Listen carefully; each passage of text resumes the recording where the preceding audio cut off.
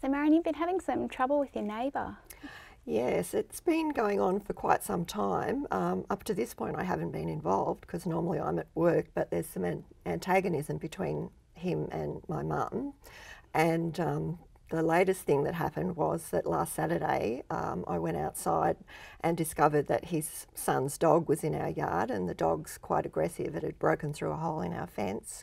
You should call the council. They have some dog control type person that can deal with that stuff. Well, I didn't really think of that. It was on the weekend, and my first thought was to call them to ask them to come and get the dog and take the dog out of the yard, because I was a bit afraid for my safety. I didn't know if it was going to bite me or what it was going to do. Oh yeah, you don't want to go near a dog that you don't know because they can bite. Yeah. Well, yeah, that's right.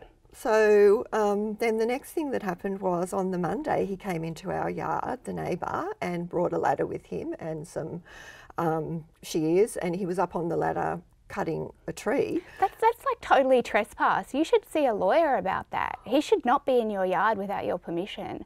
Well, I get that, but unfortunately that's the pattern of his behaviour over the years. He's come into our yard often without permission. Yeah, but if you don't do something about it, he'll keep doing it.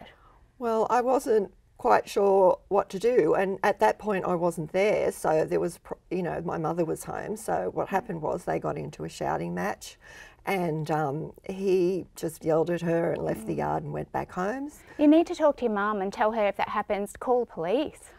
Well, she probably wouldn't want to do that. She's quite elderly and she doesn't want to, you know, involve people if she can, but I thought that maybe I could go in there and try and do something, have a talk to him and see if I could.